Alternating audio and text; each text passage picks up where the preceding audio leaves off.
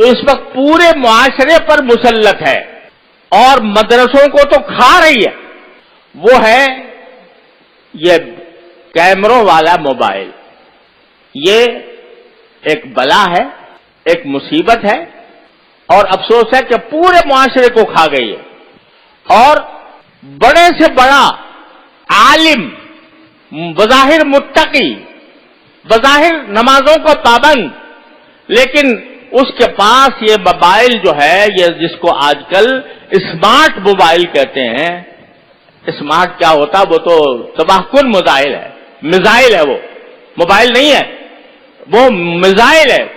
وہ انسان کے اخلاق کو تباہ کرنے والا، وہ انسان کے دین کو تباہ کرنے والا، انسان کے اوقات کو تباہ کرنے والا میزائل ہے وہ۔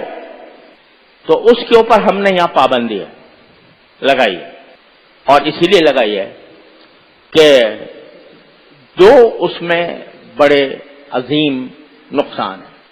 ذرا یہ بات اچھی طرح کان کھول کر ہمتن گوش ہو کر سن لو۔ اس میں دو عظیم نقصان ہیں۔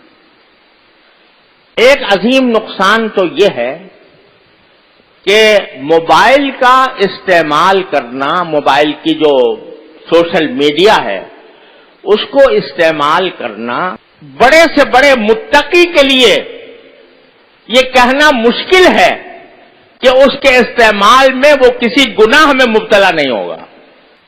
بڑے سے بڑا متقی شیطان، حدیث میں نبی کریم صلی اللہ علیہ وسلم کا ارشاد ہے کہ شیطان جو ہے، نگاہ جو ہے وہ شیطان کے تیروں میں سے ایک اہم تیر ہے، اور قرآن کریم میں ہے کہ شیطان تمہارے رگوں میں اس طرح دوڑتا ہے جیسے کہ خون دوڑتا ہے۔ اب ایک شخص ہے، وہ بیچارہ نیک نیتی سے اس نے کہا جی فلاں بزرگ کی تقریر سن لوں ذرا، اور اس نے کھول لیا۔ اس کے کسی اختیار کے بغیر ایسی چیزیں سامنے آ جائیں گی کہ شیطان کو ڈسنے کا فوراً موقع مل جائے گا۔ میں نہیں جانتا، لیکن بڑے سے بڑا متقی صاحب نسبت بھی اگر وہ استعمال کرے گا تو کبھی نہ کبھی وہ گناہ میں مبتلا ہو جائے گا، اور ایک گناہ جو ہے دوسرے گناہ کو کھینچتا ہے۔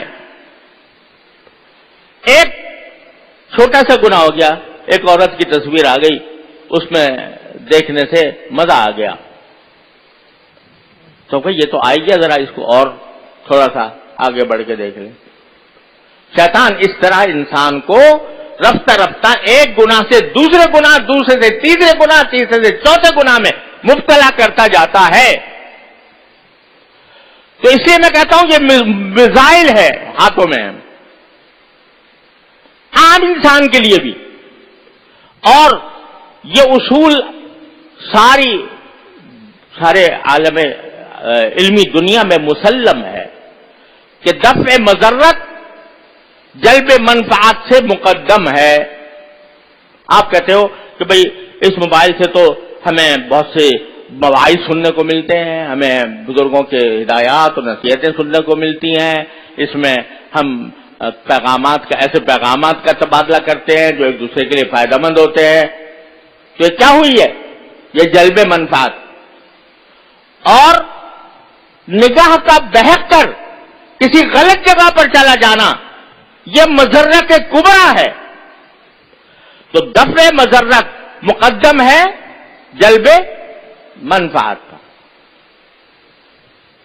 لہذا ایک بات تو یہ ہے کہ یہ عام آدمیوں کے لیے بھی خطرناک ہے، لیکن دوسری وجہ یہ ہے کہ اس بات کا تجربہ ہے، مشاہدہ ہے، اس میں کوئی ادنا شک و شبے کی گنجائش نہیں ہے کہ اوقات ضائع کرنے کا اس وقت اس سے بڑا کوئی اور راستہ نہیں۔ اگر طالب علم ہے تو اس کا وقت اتنا قیمتی ہے کہ اس کا ہر لمحہ طلب علم میں صرف ہونا چاہیے، مطالعے میں صرف ہونا چاہیے، تکرار میں صرف ہونا چاہیے۔ اگر اس کو کوئی مسئلہ سمجھ میں نہیں آیا تو اس کو چین نہیں آنا چاہیے اس وقت تک جب تک کہ وہ سمجھ میں نہ آ جائے۔ چاہے وہ طالب علم ہو چاہے استاد ہو. اس کا تو ایک ایک وقت قیمتی ہے, ایک ایک لمحہ قیمتی ہے. یہاں تک کہ ہمارے بزرگوں نے یہ فرمایا تھا کہ طالب علم کو مغرب کے بعد اوابین بھی نہیں پڑھنی چاہیے, صرف 2 سنت پڑھے اور اپنے مطالعے میں لگ جائے. یہ تلقین ہوتی تھی ہمارے اکابر کی طرف.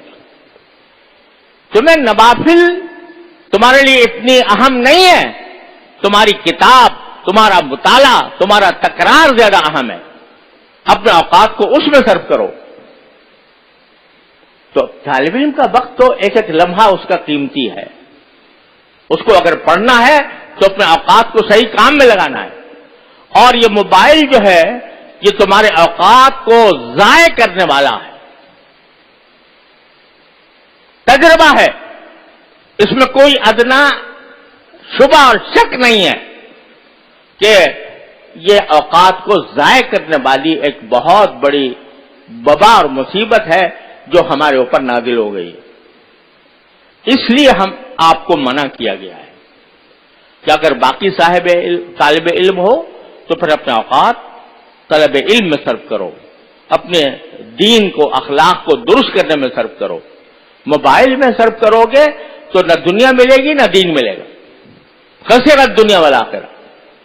اس لیے یہاں پر یہ پابندی ہے اور آپ کو اس پابندی کا لحاظ رکھنا ہے. اگر یہ ضوابط آپ کو منظور نہیں ہے یا آپ کا دل مطمئن نہیں ہوتا ان ضوابط پر تو پھر براہ کرم کوئی اور راستہ اختیار کر لیں, کہیں یہاں سے اپنے آپ کو کہیں اور لے جائیں. لیکن یہاں رہنا ہے اور طالب علم بن کر رہنا ہے تو ان ضوابط کی پابندی کرنی ہوگی.